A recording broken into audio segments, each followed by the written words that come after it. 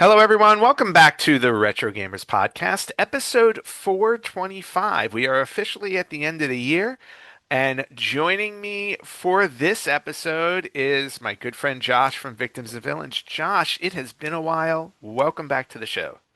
What's up? I feel like it's like this is like royalty like coming back into the old space. I don't think I've been here since episode 300. I think was the last time I was here. I was here pretty regularly for a You while. were here regularly, and then you kind of dropped off. I think you popped up in 400 for Larry's last Yes. episode. Yes. Okay. That was the last episode it was. So, 25 episodes. That's still like, is that like an entire, you guys are weekly or bi-weekly? I No, can't now we're remember. bi-weekly, so it's been about a year since you've been on the show. But you haven't been like a Yeah. guest host or a co-host for a very long time. So that might be around like the 300. So Yeah, catch me that up. checks out. How are you doing? What's new? Uh, I'm good. Victims and Villains turned 9 this past spring, which has been great. Working Wow. on what our 10th year looks like in terms of growth, evolution, podcasting, mental health awareness, first and foremost. Um, Life's just been crazy. I feel like Mhm. we are right now. Victims is developing another podcast that I can't talk about quite. Two other podcasts I can't talk about quite yet. Oh wow, you're busy. It'll both be dropping some point, hopefully at the end of this year. Um, but yeah, very busy. Film festival, Horrific Hope Film Festival has been great. It'll be entering into its fifth year.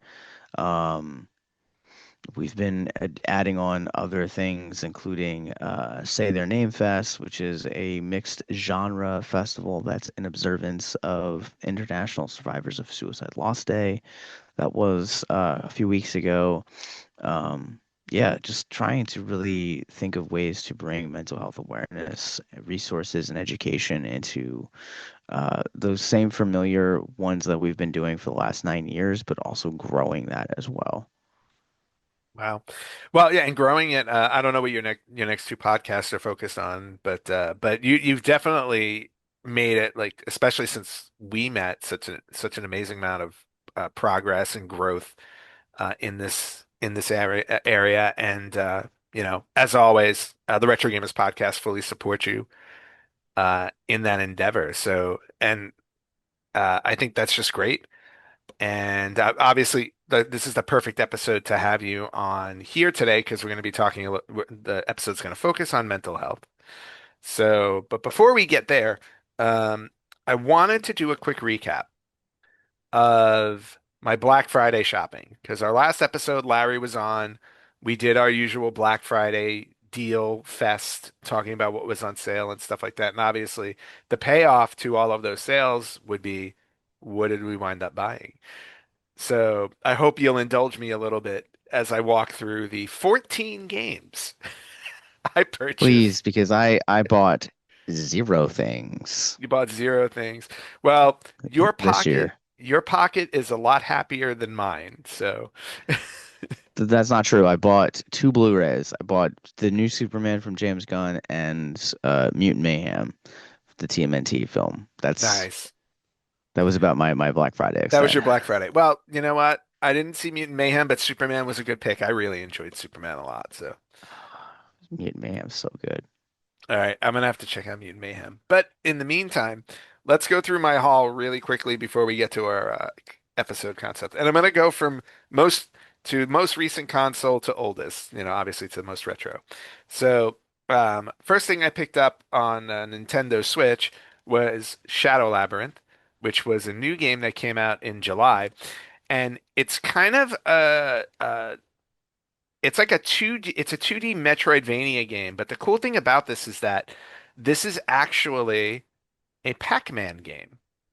Oh, But why it's does it a look spooky? well, it's a twist on the Pac-Man game where you're actually playing as a swordsman who has a little orb, yellow orb character that follows you around called Puck.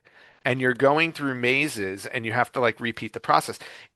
The reason why it's so interesting is they decided to do a twist on Pac-Man, and there was an episode in the Amazon series that came out very early this year called Secret Level that Mm. were a series of short films based on different video games. And the Pac-Man game was called Circle, and it basically was a trailer for this game that came out in July. So the episode was actually really cool. It kind of painted Pac-Man as the villain in the piece, which was also a great twist. And it made me Interesting. curious enough to want to get the game, and the game was on sale, so I grabbed it. Uh, Nice. haven't tried it yet. You can see the shiny plastic from it, but I'm definitely curious to play that. On PlayStation 5, I grabbed WWE 2K25 just as I continue adding wrestling games to my video game collection. Will I ever play it? I don't know, but there are too many wrestling games. Sonic Crossworlds is also is a very new game. Actually, I was surprised they even had a sale on it for Black Friday. It's only been out a couple of months, but it's basically similar to the new Mario Kart World on Switch 2. I think it's got like an open world racing kind of concept. I haven't played it yet because I had to travel right after I bought it. But this one I already installed, so I'm curious to play that. Uh, this is a retro current mix. Tomb Raider 4, 5, and 6 remastered on the PlayStation 5. It might not be the only time Tomb Raider comes up in this episode. Just throwing that out there. All right, I have a feeling Tomb Raider is going to come up later, so I'm Yeah. good with that. But I am currently working on. It's funny you want to talk about a little bit of mental health. I have a little bit of PTSD with my Tomb Raiders because 30 years ago, almost Join the 30 years club. ago, when I played Tomb Raider 2, I got stuck and never played anything after Tomb Raider 2. But I'm currently working my way through the remastered 1, 2, and 3 on PlayStation 5, and I finally got through the part of the game that I was stuck on forever. So I'm almost to the end of Tomb Raider 2 finally. Hell yeah. So very excited about that. So I picked up 4, 5, and 6 because I plan on playing through them all. Dropping down to the PlayStation 4, I grabbed the Capcom Fighting Collection 2. This includes Capcom versus SNK, Capcom SNK 2, Project Justice Power Stone, Power Stone 2, Street Fighter Alpha is on here. So just a lot of the famous Capcom fighting games. So I grabbed that because I bought the first collection, had to get the second one as well for fighting game lovers. Now going to the Xbox 360. So there is a store by me. Actually, the rest of my games I got from a store by me called Pastime Legends Video Games, and I always love going there. They have a great selection and their prices are very fair. But for Black Friday and Small Business Saturday, they were doing 10% off all of their games that were in their cases. Like I get the rare or more expensive games, but any game on the floor that they had on their actual floor was 40% off. So I took full advantage of that and went to town. That 40%. has got to be literally probably the best Black Friday sale I've saw this year or Yeah. heard about. Black Friday was crap this year. You know what's funny? I mean, for what I was looking for, like all the games that you saw me purchase there, everything I think I bought was at least 25% off or more. I'm very focused when I shop, and I'm like, if it's not like, if I really want it, it should be close to that. And I think Sonic Crossworlds was probably the most expensive one I did buy, and it was still, I think, 25. It was $25 off of its retail shelf price, which was huge. So, um, but 40% off for these was no joke. So, I picked up some fun games for the 360. So I picked up You Don't Know Jack, which I love this series. Wow. I have been playing this series Tossing it back, nostalgia. since the very first game. I've been playing this since the very first game that came out on PC in the mid 90s, I believe it Mm. was. So I saw this and I was like, and honestly, I think I paid like $3 for it, like literally like super cheap. Shadowrun for 360 was a game I always wanted to play and never did. If it runs like the Super Nintendo one, It's kind of like a cyberpunk alt future kind of thing. Mm, Um, so I was nice. looking forward to that one. I picked up Dead Rising 2, which you would love. The Dead Rising series is the first one is kind of like Dawn of the Dead, the video game. You're in a shopping mall, Ooh, there's a zombie all right. apocalypse, and the zombies get in. Um, so Dead Rising 2, I don't know. I think you're not in the mall anymore, but you're running around the city. Obviously, you got to build it up for their sequel. But I never played Dead Rising 2, so I saw that there and picked it up. Hell yeah. All right, going further backwards, I got a few more. Um, I've recently come into owning a PlayStation Portable or PSP, Mm, and I don't have any PSP games yet, so I thought I would grab one. They didn't have a large selection of PSP games, so I grabbed the another Capcom Classics Collection remixed on the PSP. So I thought I would get something with a bunch of games on it. So this has a bunch of old stuff like 1941, Legendary Wings, Final Fight, Bionic Commando, Captain Commando, Street Fighter, games like that. For the original PlayStation, I got Animaniacs 10-Pin Alley. S- my God, yes, that's amazing. yes, Animaniacs and bowling. This was one I had the original 10-Pin Alley. I never owned Animaniacs 10-Pin Alley, so I'm actually excited to play this as Yakko, Wacko, and Dot.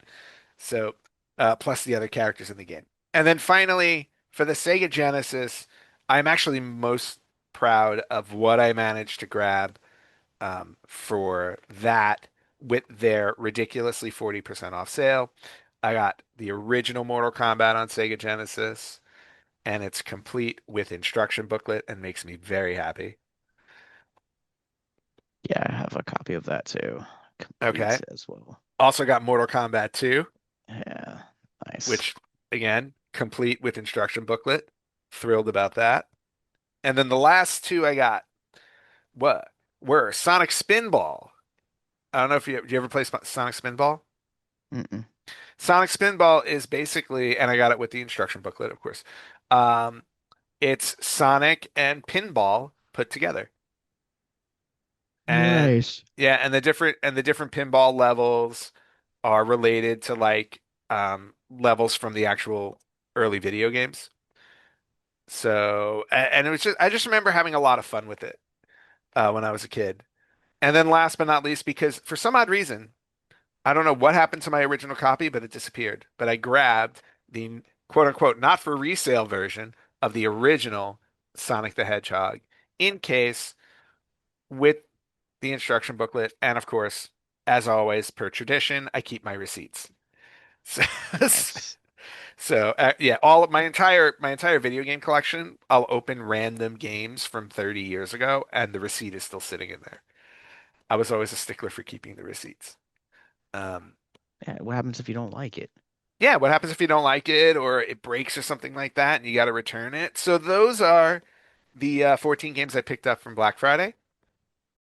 The Retro Gamers Podcast is brought to you by Old School Gamer Magazine.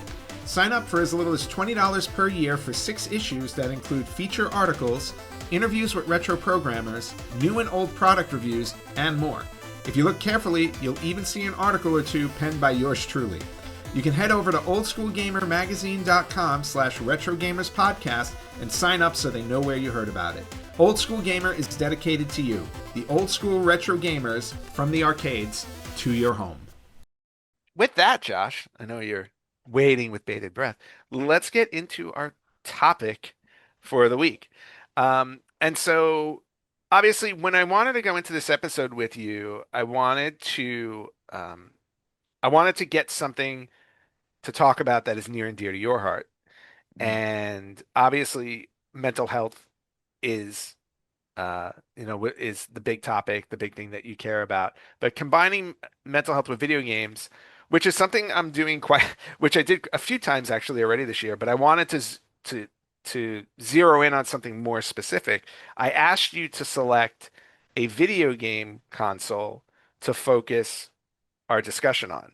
And what did you select? I selected the PlayStation 1 and it just dawned on me that like it's ironic we're doing this in December because it was probably I to this day, like I'm still like not what I would classify myself as like an avid gamer. Like I go through like phases where I'm like, yeah, games are like awesome and like they're great stress relievers or creators depending on how you play games. But Hmm. I remember there was one year for Christmas that my sister and I had both wanted a PlayStation. I think it was like 98. And I remember it was probably like one of the best Christmases we ever had because like family wise, like we didn't go anywhere that year. We literally sat in the living room and we played like starter games for like hours. I mean, my sister, my dad, and I like we just went to town on them. And so not only is PS1 it's associated with like great nostalgia, but it was like really hit during some like really tough, probably like really tough moments in my life as additionally as well. Wow.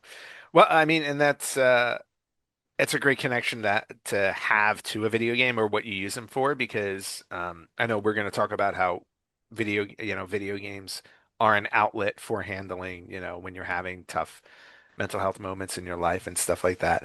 Um, do you remember that Christmas which games you got with the PlayStation that you were devouring?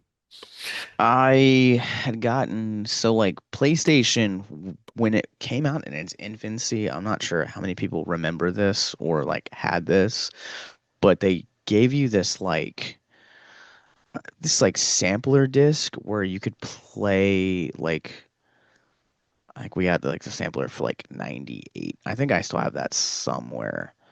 Um, but I think at the time, I think we had gotten that, and that had like had probably 2 to 3 dozen games that you could like pick from. And it like really like spanned the gambit on like everyone to like mature. Um, Rugrats was definitely one of the first games I got, and it's to this day still one of my favorite video games. Nice. Um, Also the first game I ever like fully beat, so it has like a lot of like emotional just connection to it. And then A Bug's Life was one of the first ones that we had gotten, and then Spyro the Dragon, which is still to this day one of my favorite games. So very, very age appropriate games for you at the time. Yeah, I think at the time I was like, I think my sister and I was probably 6, and my sister just turned 4. Okay. So no Resident Evil. So no, I didn't play horror games until like I got into like well into adulthood. I'd go back and like replay some of those games. Like what's the one for SNES that came out in like the early 90s? Was it Slaughterhouse? Is that am I remembering that title? Splatterhouse. Splatterhouse. Yeah. Yeah, Yeah, I that love was I don't know. Splatterhouse. I don't know if that came out on the Super Nintendo. I think It it was was on the maybe it was Genesis for sure. Genesis. It was definitely Sega Yeah, maybe it Genesis. was Yeah. Genesis, which is Um, the other nostalgic one for me. Like I love the Genesis. I know. In fact, if I'm not mistaken, one of the very first times you were on our show, didn't we kind of nudge you towards you getting a Sega Genesis again? I did. I think I got a Sega Genesis actually that Black Friday Yep. with it, and I have like I have some of the games you bought recently. So like I have like the first like Mortal Kombat. I have the first Sonic, first two Sonics actually. Nice. I have Aladdin, which is hard as F to go. It's one of the most frustrating video games I think I've Hmm. ever played. Yep. Definitely an arcade style sidewinder. That's a correct terminology, right? Sidewinder. Sidewinder. Am Yeah. I getting Hmm. Oh, you mean side uh, scrolling? side scroller? Yeah. Side Sorry, scrolling. I've been also reading The Shining, so Sidewinder makes a lot more Oh, sense why I okay. went That there. does make more that makes more sense. I was like, wait, no, Interesting that's a crossover city. there. Aladdin meets The Shining. I mean, imagine Jack with the power of a genie. There you go. Um, yeah, and then I got Power Rangers, which was one of my first games that I got. Like I loved that game.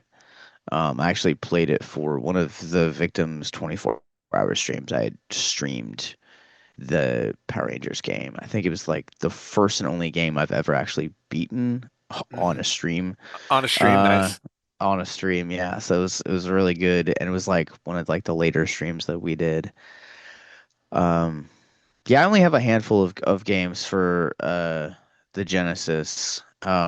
But I did, yes, yes. You and Larry did convince me to invest in one. I got one for like a good price. I think for like games and consoles, I think I paid like $40.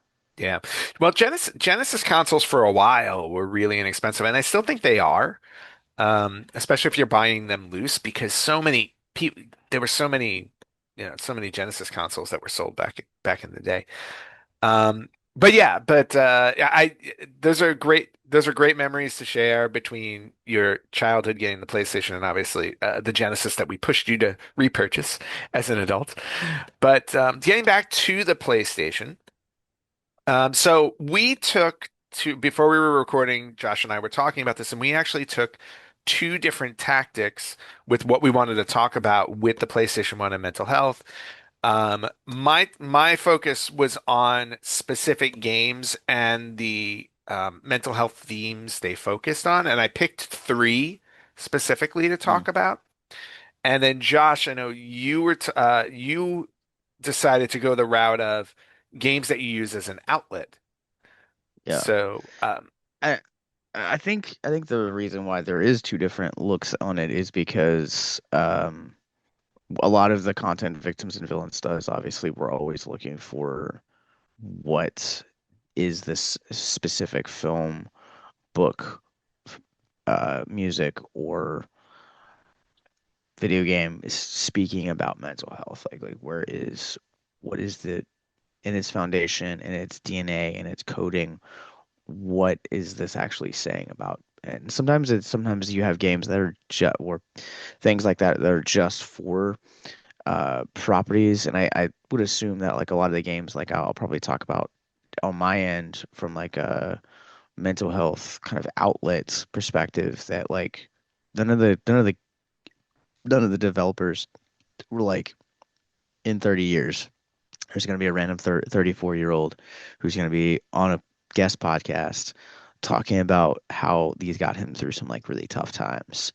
Um, but here we are, and I think that's kind of the beautiful thing about it is that I've never gone back and like actually played any of these games from like an enrichment perspective. Um, whereas like with films, it's obviously a little bit different to where it's like, yes, I am fully invested into something like, Abyss Gazing, which is our flagship podcast on Victims and Villains. We've been going through the Nightmare on Elm Street films, and when you look at the first, I think Dream Warriors is probably the best example. Um, obviously, the it looks at mental health specifically, but it also looks at the gaslighting that can come into the mental health practices as well as how we've developed more from a nostalgia perspective or from a then versus now perspective of how we look at mental health differently. And even though Anthony was recently on Abyss Gazing to do Freddy's Revenge, which is the second Nightmare on Elm Street, and we had yep. talked about um, that same kind of stuff from like a perspective of like, being the new kid in town, kind of not having enough friends or, being bullied. Like a lot of those topics are things that we looked at. And oftentimes I think that looking intently at properties that have those values or even if they not designed or necessarily set out looking at that, I also think kind of challenges viewers, readers, gamers to like really look at a new perspective on things that they love. Yeah, and that perspective is incredibly important, especially when, like you said, you're using different, whether it's films or video games, when you're using different things as an outlet to help you cope with certain either difficulties in your life or, new events unfolding and things like that. You can use these things, and this is something we'll talk about too, that can affect, that could be a reaction to, either negative or positive things going on in your life. It's not always a negative thing. I think a lot of, um, I think where a lot of people get caught up, or maybe not a lot of people, what I always feel like people get caught up in the concept of mental health is always negative, and it's not. We seem to focus on like dealing with the negative part of it because the negative part of it can be so damaging. But there are also reactions to the positive side of your mental health and your reactions to those type of things because you could be um, watching a movie or playing a video game in celebration of something, something good happened in your life and you're using, that it's just a different way to look at it too. Hmm. That I don't think gets a lot of focus because obviously positive things are healthier. Sure.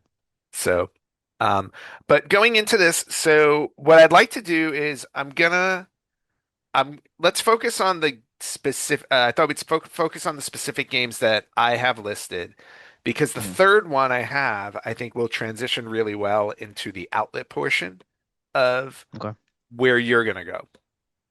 So, and plus the first two I want to talk about, I think, are the more like deeper, um, more the deeper mental health issues people deal with from a negative perspective. And I specifically tried to avoid focusing on survival horror games because a lot of horror games really do dive into the mental health aspect. So I wanted to just steer towards one, which I think is probably the most obvious one that was on the PlayStation 1. Um, and that's Silent Hill. Have Hmm. you ever played Silent Hill? Uh, I did not play it in like my heyday. I've seen like playthrough videos of like more recent, Hmm. but the majority of my like sadly, the majority of my Silent Hill knowledge lives and dies with the Sean Bean movie. Of course. Of So course. And terrible. So terrible. yes, and you know what's funny? I went back and watched the movie, I think last year, and I developed a little bit more respect for it. I don't think it's a great movie. I don't. I Mm-mm. was like, but there was a little more. There was something about it that I liked better last year when I watched it. And maybe it was just a timing thing. I was watching it during a specific time and it worked. But um, but the Silent Hill game is basically an entire game focused on the trauma of loss and trying to recover that loss because the game starts with the main character Henry is in his car with his adopted daughter Cheryl. He sees a girl on the road, swerves, crashes his car right outside the town of Silent Hill, and he gets knocked out. And when he comes to, Cheryl is gone. He doesn't know where she's gone. And the entire game is focused on him navigating his way through this very creepy town, interacting with different characters that he runs into, all in the hopes of recovering his lost daughter, Cheryl.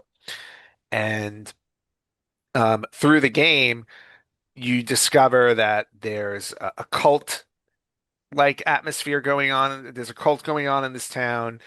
Um, and uh, there's like another woman, Dahlia, who has infected I think it's her daughter Alessa with this deity, with this evil deity type of thing. So there's a lot of supernatural elements to this game. There's definitely a lot of horror elements to this game, but the central focus of it is on the fact that Henry has lost his daughter. He's trying to find her. He's dealing with this whole concept that he may never see her again.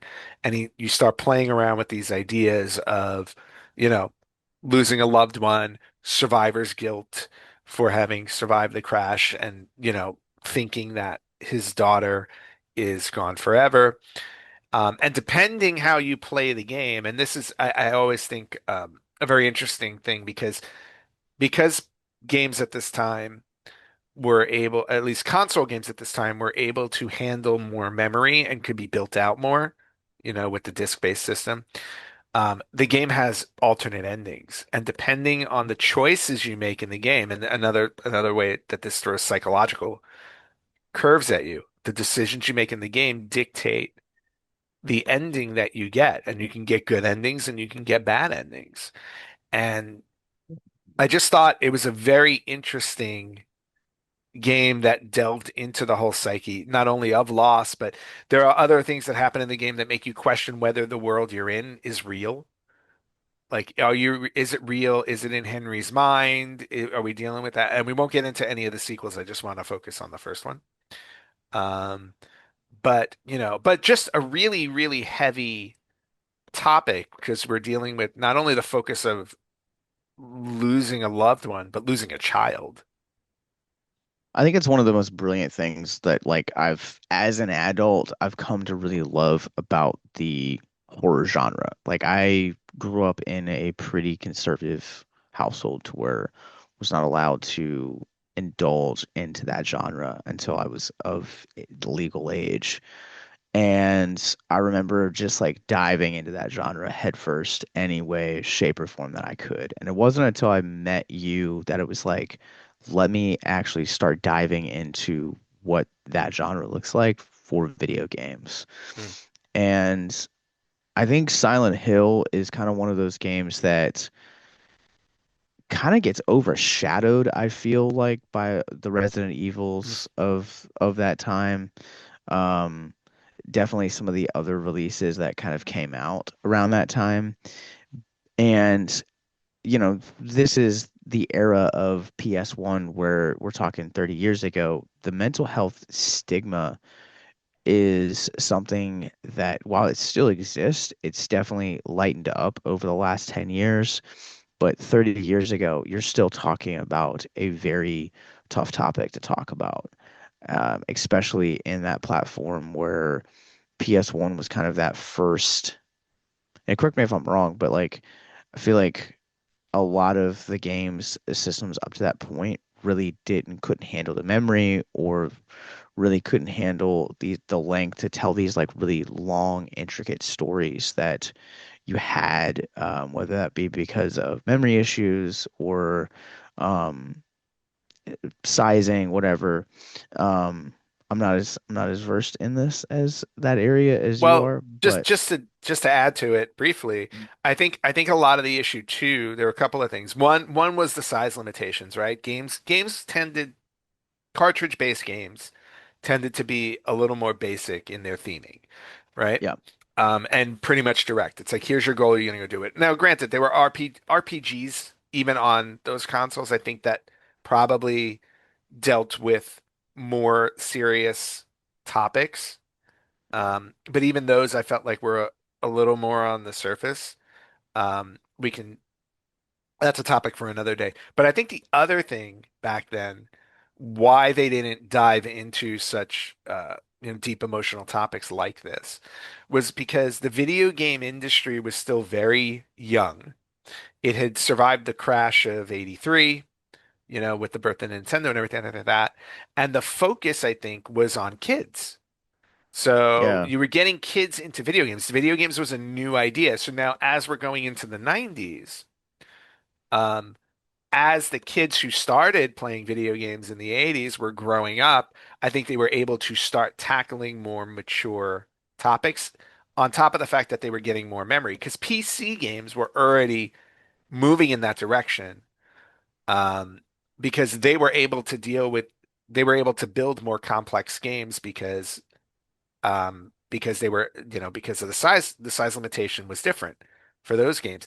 And not only that, but CD-ROMs for PCs started in the very late '80s, like 88, 89. Like they really started Yeah. to come out in the late '80s. So PC had a leg up on that. And there were plenty of games we could talk about in the PC genre, but we're sticking to the PlayStation 1. So, but that's my assessment in terms of why the PlayStation was able to take advantage of that. It was twofold. It was the size limitation grew, and it was the kids were growing up.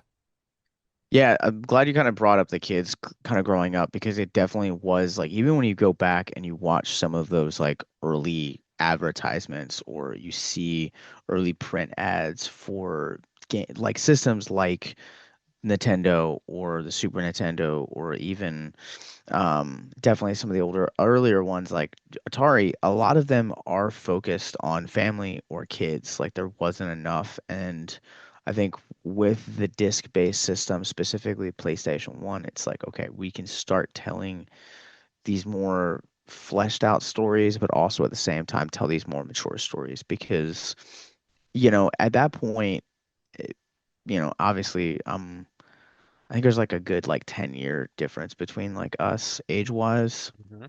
And so, A little more. I grew up on the PS1. But still like a lot of the games that like memories I have attached to it in terms of like outlet wise are like teen and below at that point. So where it's like I wasn't the target demographic, but like Silent Hill is while it is a survival horror game, um, a lot of like the things you talk about, like grief is a story that manifests so deeply and looks at so many different angles and could be told in through so many different ways, but also at the same time, it's one of those things, especially with survivor's guilt. Survivor's guilt is one of those things that all can always look differently than it really does, or what we really think. Because like I think about some of the ways that I've handled losses in the past, and they're completely different than the ways that you may have handled loss in the past. Hmm. Um, and that's the thing about I think to keep in mind is that whether survivor's guilt or just grief in general is that that grieving process is not as a non-linear journey. It doesn't have a same similar starting point, and it definitely doesn't have a um the equal trajectory of like when it ends, when it expires, or how the process goes. Uh, you, I feel like you've said that. You've said that perfectly. But yeah, no, no. I always say like my perspective on it is like no two losses are ever Mm, experienced the same way. Now, and not even talking about people, like two people, but even your own personal losses. Like when you lose somebody, I think every loss is reacted to differently yeah. based on, circumstances in your life um, at the time of that loss. But, Silent Hill really again and again for the PlayStation, which was really in my opinion the first console to really start focusing on these types of themes. Hmm. Um, to go at like the Silent Hill game to go after something and go after it so hard in terms of losing a child, and trying to get them back. And again, depending on how you work your way through the game, there are endings where you never actually. I read through all five endings in the game because I didn't. I wanted to make sure. I never got all the endings in the game. Um, Actually, I never got an ending in the game. I never played it all the way through. But reading through the ends of the game, the main character never actually gets his daughter back in the form that she was.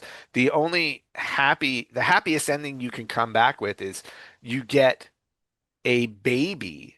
Like Harry gets a baby back that is a combination of his daughter and this other girl, Alessa, who was infected by a deity. And if you make all the right choices, like that is the best ending in the game. So he never actually gets the daughter that he lost at the beginning of the game. He gets a version of his daughter back as a baby, which to me is also like I don't know how positive of a um, ending that is because even that psychologically is definitely. I mean, granted, it's the type of thing where you're happy you're finding somebody again even if they're not in the same exact person, but still, it's still a bit of a psychological like mind job. I can't speak to the not being a parent. Like I can't speak to the heaviness of the loss of a child. But I think, it's one of those things that like if we're gonna come out and do from like a from like a storyteller perspective, if you're gonna come out to a platform that has never really explored such themes where it's just up to that point been purely entertainment based, like why not come out swinging? Like I think that's kind of one of those things that gets overlooked or misinterpreted a lot about subgenres, especially horror, where it's like, oh, this is just to tell people or to scare people, and it's like while there are like dumb stuff within the genre that is like still good, like I think about like Frankenhooker or like Elvira or Mm. some of those like even some of the later like Freddy sequels like cheesy, like these Yeah, like cheesy campy icons. kind You of more like also comedy horror in a way. Yeah, you also Yeah, have these like very like real stories like Silent Hill that are embracing the actual like they're taking traditional like lore that we know or creating a spin on that traditional lore and like also embracing the mess out of something that is almost kind of like using that as like a metaphor for like the grieving process, that survivor's guilt that comes along with it. And I think it's one of those things that like I really always respected about Silent Hill as a game is that it's one of those stories that so hits so profoundly that I think I think it's ahead of its time, but also it's such a brutally honest depiction of the grieving process that it's almost uncomfortable to play in certain parts. And again, yeah, I've never played the game. I've watched playthroughs. My knowledge of it lives and dies mostly with like those playthroughs and like yep, the Sean Bean movie.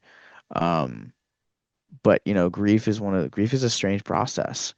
It's a strange journey, and sometimes it's really hard to kind of go through and yep, endure.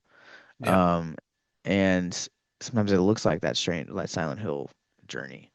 Yeah, sometimes it feels like you're just walking through a fog and you don't know when you're going to come out of it, the same way that you are in the game. Yeah. Sometimes you're facing these different monsters in your head, like the physical monsters Harry faces in the game. There's a lot of equivalencies you can make.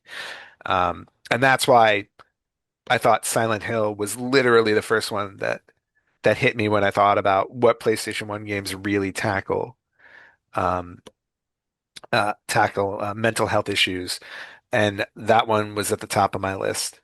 The second one that I wanted to talk about, and this one's going to be very character specific as well, was one of my favorite RPGs to ever come out, if not my favorite RPG that I've ever played, which is Final Fantasy VII.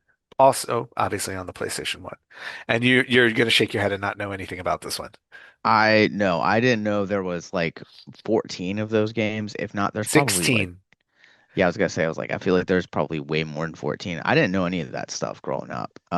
Yeah. I had a bunch of friends that played Final Fantasy. Like PS1 was like the system to have in like the late 90s, early aughts. So there were two games that made me buy a PlayStation. I did not buy a PlayStation at launch.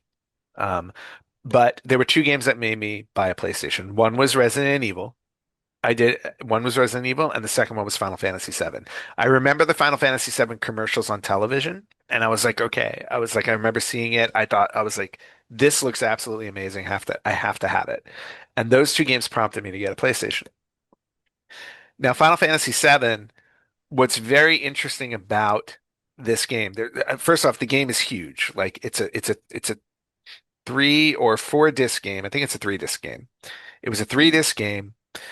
It was like 60 hours of playtime, or at least 60 that I remember putting in easily. But absolutely huge world that you play through. But the story behind it was so complex, so deep, so meaningful, um, and deals with so many different mental health concepts. The first being around the main character, Cloud Strife. And just to give you a brief recap of the game, Cloud is a former member of Soldier, which is this government, government military. He's a former member of that who winds up joining these quote unquote terrorist group who's trying to take down this evil corporation who is trying to suck the energy out of the world they live in.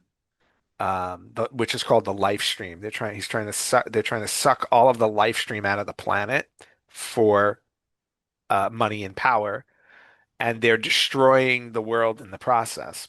And so this group that Cloud joins, which is called Avalanche, set out on this quest to stop this evil corporation from destroying the world. That's the basic idea. But as you dive into the story, there are a couple of things that happen. One is you're getting Cloud's backstory and what his backstory was like being a soldier, being a member of Soldier. Soldier was the name of the actual military. Being a member of Soldier, and as you go through different flashbacks he has in memories, you find out that his breaking point with Soldier was they went to his hometown and they burned it to the ground. There's another evil character involved. I won't get into him just yet, but who becomes his nemesis, Sephiroth. But so we learned that like burned down his hometown. Um, people he knows dies. His mom dies as a result of it. He's got all of this PTSD from it. And then you find like, he starts struggling with like an identity crisis himself, who he is throughout the game. He learns about other horrible things that Soldier did to him as he was a member of them. And he confronts all of these things as he's going through this journey. Um, Obviously a lot of trauma with the concept of losing a number of people you love, being present for all of that. Obviously creating a nemesis out of this other character, Sephiroth, because Sephiroth was one of the driving forces behind what happens in his hometown. But then on the journey itself, on top of dealing with all this, on the journey itself, one of the main characters in the game, whose name is Aerith, um, she becomes a member of your party. Like Final Fantasy, like in all RPG games, you build up a party, you use the different characters to fight with you. Um, and at the very end of the first disc in the game, um, you're with um, your character, Aerith, your other character, who's become like somebody in the game that almost is like a love interest, like in the game. Like Cloud develops this closeness with her and everything like that. You as a player develop a closeness with her because she's a member of your fighting party. And then at the very end of the first disc, it's one of the most famous um, video sequences ever in a video game, in my opinion. Sephiroth shows up and kills her right in front of you. And Jeez. not, and we're not talking like movie kill, video game kill. Like she dies and it's permanent. She does not come back.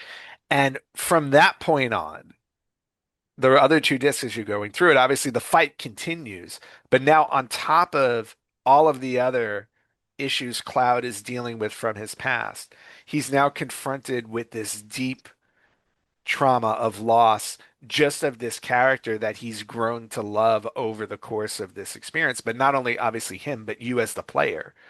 Like this was like probably the single biggest gut punch in video game history I have ever experienced because you think at some point, oh, we're gonna find her soul or something like that, bring her back to life and everything like that. It's like, no, I go, this is 100% permanent. She never comes back to life. And then on top of, they do add though, she becomes part of the life stream in the world, because that's what the life Mm. stream is. So she actually becomes part of that. So there is like a version, there's a part of Aerith still in the game, obviously, because she's part of the life stream of the planet. But it's just the whole idea of losing somebody that close to you and having to deal with that grief on top of the whole dealing with your past and the past that's been haunting you, as well. It's just so complex to put on a character in a video game and to have you as a player experience it while all of these battles are raging on because you're going on this mission and you're dealing with all these battles. And as you're going through it, you're just learning more. You learn more and more about this character's past and what he's gone through while also dealing with this present loss. It's just that alone is a lot or too much to handle. It's really huge. I think what's fascinating about uh, the grieving process or life in general is that life in general, when you go through a grief, feels almost kind of like standing in the middle of a like one of those like snapshots of like standing in the middle of like somewhere like New York City or like a very busy train or airport, a train station or airport where like you constantly see motion like moving forward, but you always are just kind of firmly planted and your world just kind of feels like it's stopped, but everyone else kind of keeps moving forward. And it definitely sounds like Final Fantasy kind of captured that where it's like you have a main character that has to kind of keep moving forward and his feet. And that's the thing that I think is kind of almost unfair about the grieving process, especially if it's something as major as like you said, like is that, sometimes we don't get those allowances to really grieve. And so what ends up happening is you have years of compound that essentially the body will can only handle so much before it ultimately kind of like shuts down and forces you to go through the grieving experience.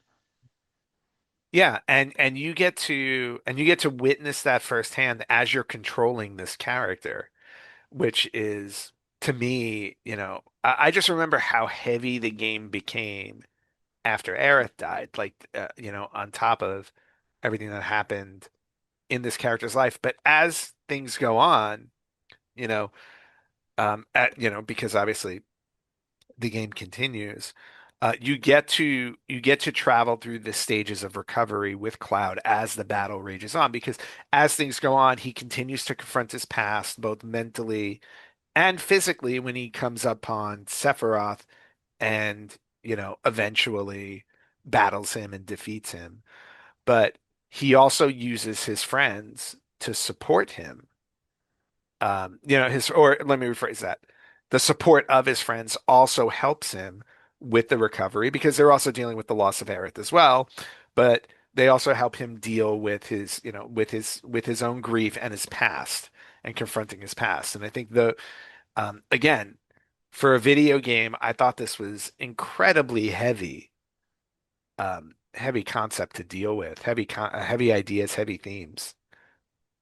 Yeah, I mean, that's the other thing too that like is like really impressive going back and doing these like retrospectives is that I think so much, for me at least, like so much of the video games from the 90s, early aughts definitely have this like almost like brain rot quality to it where there Mhm. is strategy to it, but like, I'm playing on like a Friday night with friends. Like, I'm gonna do like SmackDown 2000 Right. or like, play Madden 98, like something to that extent to where it's like I don't have to really think about it. I can just play these games. And that's so much of what my experience was with the PlayStation 1. Um, but like then I think you have these like again, you have these extraordinarily rich concepts um that are so new to it almost kind of feels like a culture shock to where at this Yeah. time like majority of the games that were coming out since the invention of video games were mostly like strategic, but it's like then you have platforms like the PlayStation 1 and PC that come into the picture and say actually like we can tell these like really intricate stories where we're going to address grief and how complicated that process is.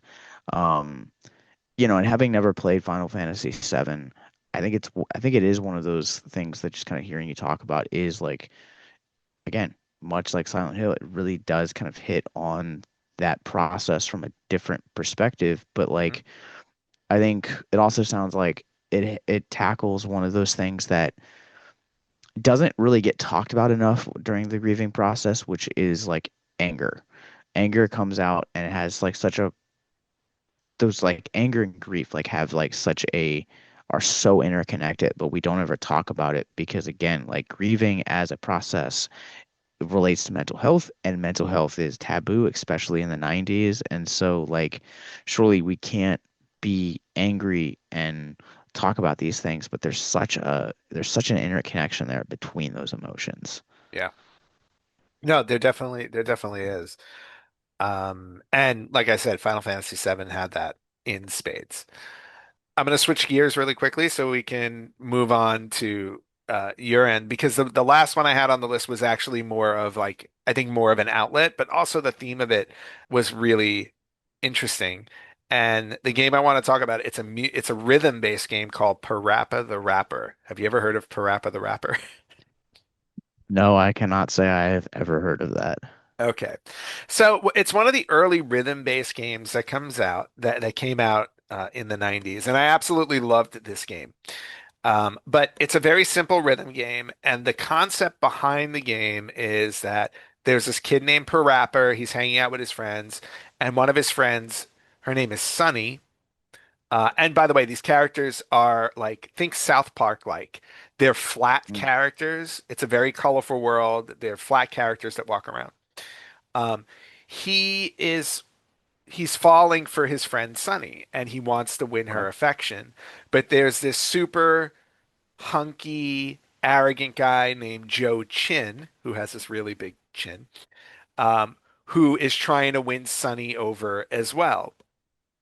But so Parappa, the whole journey in the game is Parappa's trying to win over Sunny, and the way that he does it is he does these different things to win her over, and each level he's doing these challenges becomes a rap. So like for Oh, example, interesting.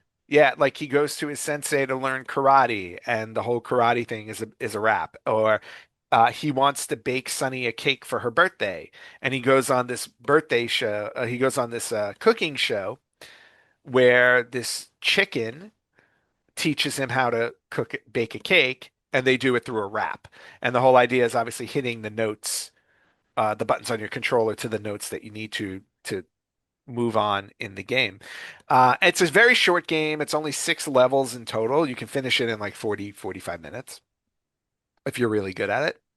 But the theme behind the game, or let's say the catchphrase of Parappa is I gotta believe everything that he does. Like in the end of it, he's always like, "Oh, I know how I can achieve this. I just gotta believe." And he says this over and over again. And this made me think about the opposite side of mental health, the whole idea of having that positive outlook on life and having that, that push to always do better and do something to better yourself.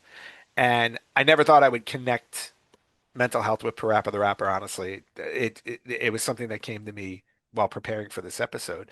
But just that whole idea of believing in yourself, believing that you can achieve these things, and setting that goal where it's like, I want to win the I want to win the affections of Sunny. Um, was just something that popped out at me, and I'm like, you know what? I go, this game was really, aside from it being just a fun music, fun music-based game, the raps are really interesting and cool and quirky, and the characters are fun. But just the underlying theme of it is all about believing in yourself and being able to achieve great things or the goals that you want in life just from believing in yourself. Well, that's the really interesting thing is that you hinted about it in Final Fantasy VII, is that there is those themes of identity there.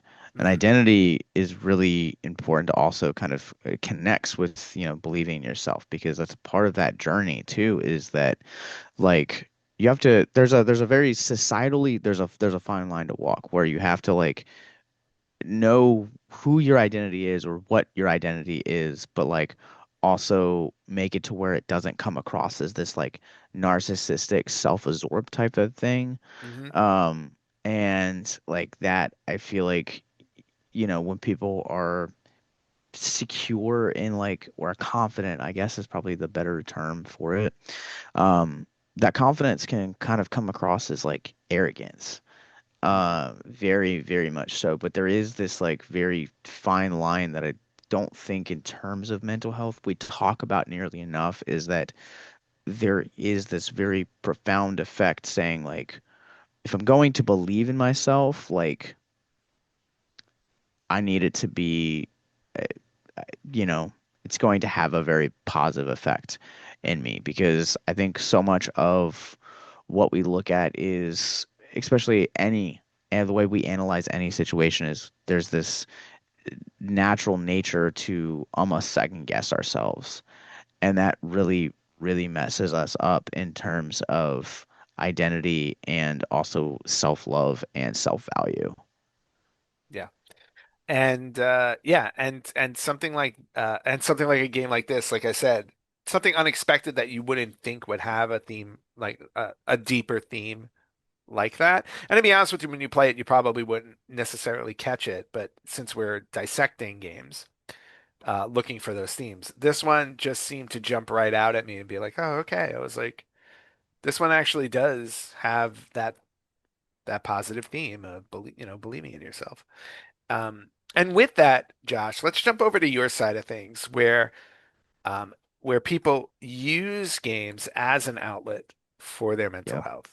And this is probably more of a topic that or more of an angle that has been, in my opinion, tackled more in a general sure. sense.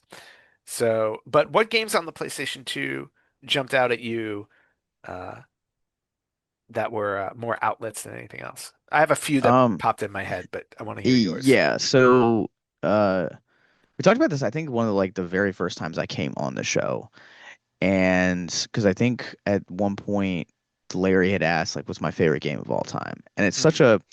it's such a dumb answer, but it's Rugrats Search for Reptar. It still to this day remains to be my favorite game of all time. And the reason why is because like it really not only was it the first game I got for the system, but it also kind of became this like outlet for literally some of my life's like toughest moments and toughest seasons. And so like my sister and I got our PS1 probably 98-ish, Hmm. and we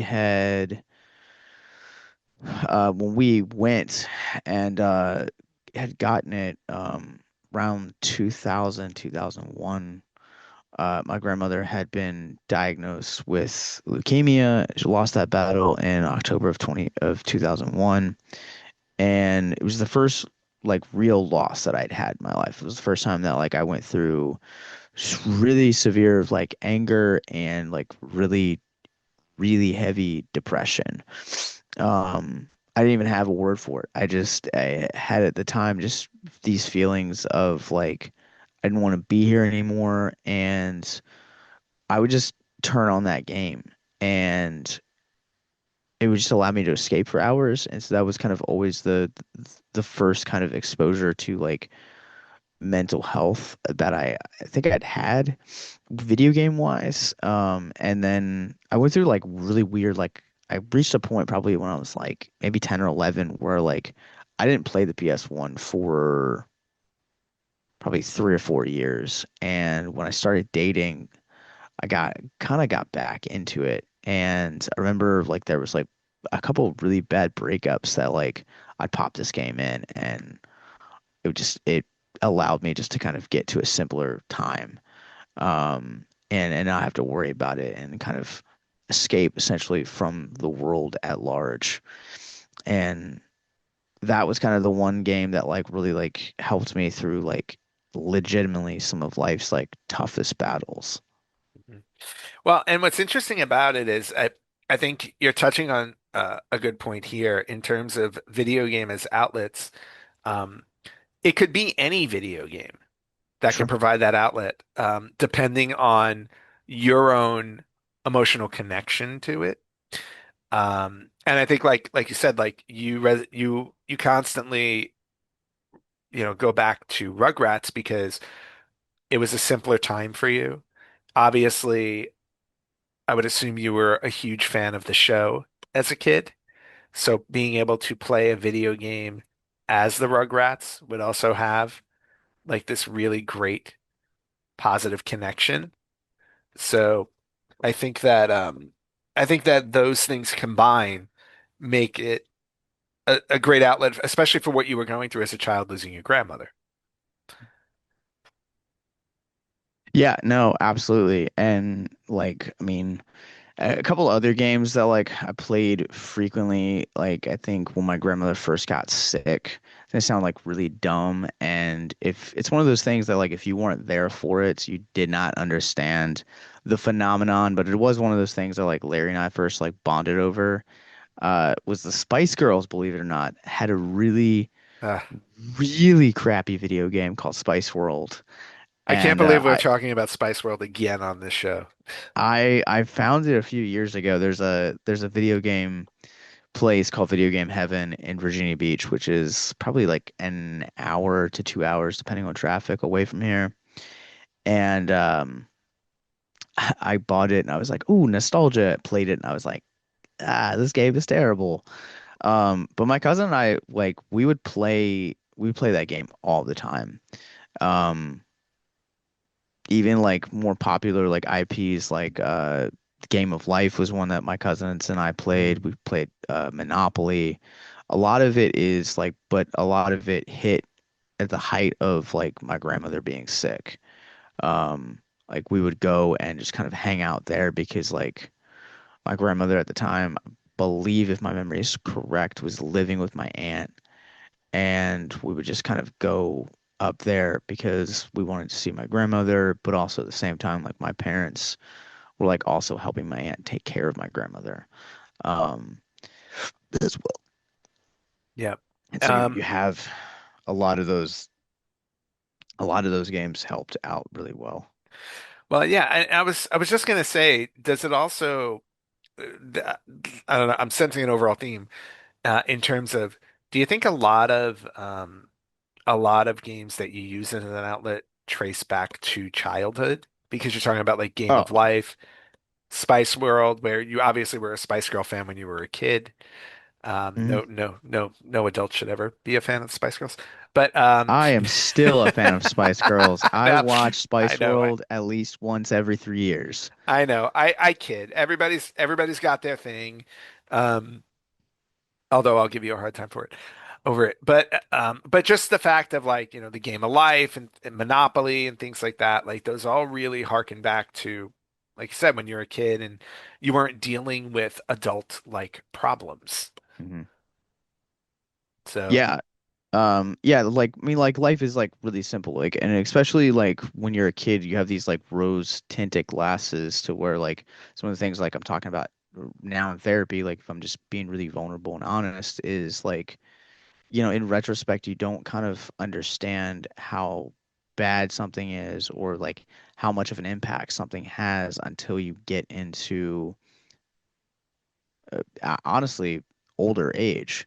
And so mhm. you kind of are able to kind of look at life from like a different perspective, like, um, and that's kind of something that like I've been doing more of in the last like 2 or 3 years is like looking at things, being like, actually, this area of my life was like really hard because of X, Y, and Z. But Mhm. I think that a lot of the games like I've talked about, whether you're talking about Life, Monopoly, Spice World, Rugrats, a lot of them have this quality about them that you don't need to pay attention. Like you could literally can just like embrace it. They're fully Yep. entertainment.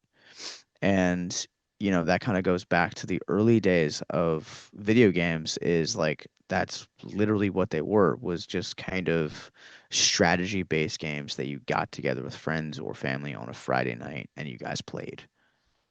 Yeah. And yeah, I think you nailed it with that too. It's just they're not complicated games. They're not they're not necessarily games that you have to put a tremendous amount of focus in or get serious about. It's just the fact of sitting back, enjoying it for what it is, and if anything, maybe providing a distraction or pointing to a point in your life where things were happier and Mm, simpler. Yeah, those are really good things to um, be able to focus on, especially when you are going through a hard time. For me on the PlayStation 1, again, games I go back to are the games that drew me to the system itself. And even though the games are darker games, maybe like a Resident Evil or a Final Fantasy VII, but then also other games which I think are general, like as a general outlet, like for people dealing with any mental health issues, um, puzzle-based games are constantly being pointed towards an outlet for people that are dealing with grief. Like there's been so many studies done on Tetris and how Tetris helps people with PTSD. There's a game on the PlayStation 1 that I had. I still have it, and I absolutely loved it. Probably a lesser known game was called Devil Dice. I don't know if you've ever heard of this game, but nope. it, yep, it's a puzzle-based game. And you're you have basically it's not isometric, but it's almost isometric, like a 3D grid. Think like a chessboard on your screen, and you play as this little devil cat. You're this little devil character, and what happens is on the board in the different squares, dice pop up out of the ground. And they keep popping up until they fill every square. And if they fill every square, you lose. You lose the game. The concept behind the game is what you are is you're standing on top of the dice. You have to walk and turn the dice to the different numbers. And when you get them to touch each other, based on the number that they have, if they match. So in other words, if you match two number twos next to each other, they'll disappear off the board. Or if you put three threes together, four fours together, they will disappear off the board. If the ones that are touching are connected to a die that has the number one on the top, they'll disappear along with it because you can't connect a one to a one to get rid of them necessarily.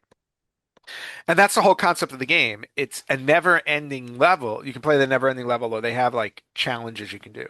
But it's a never-ending concept like Tetris, where as you go on, the dice will start coming up faster, and you have to complete it faster until finally the dice fill the whole board and you lose. But you have to constantly keep getting rid of the dice by matching them, by Mm. turning them over. And it's just, I always loved the concept of the game, and I loved how fun it was. But again, the idea of repetition, memorization, and an increasing pace to it, to me, was always, and maybe it's just me and the way my mind works. It always had a very calming effect on me. And it was just I always use that game as an outlet for times where even something as simple as I had a bad day at school, or I had a bad day at work, or something like that. Just throwing in that game and playing it for half an hour um, would allow me to decompress and feel better. Just, playing something simple like, again, turning dice over and watching them disappear and pop back up. Just a super fun game. Um, And that's the one that came to mind immediately when I was thinking, when you had brought up the idea of an outlet type of game. Yeah, I strategy games always kind of like really games like that like always like really irritated me. As a kid, I had a very, very quick temper.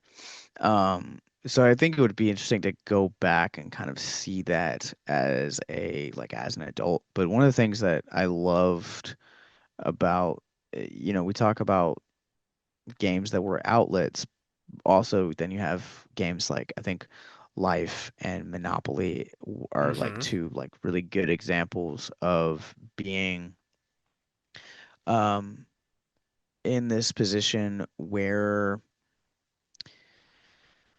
um there's also this like community aspect of it. I think part of my association with those games is also past just those just the nostalgia with it, and kind of like those outlets of escape are also the community aspects and the memories that kind of also get associated with that and how Hmm. they flood back. I love that.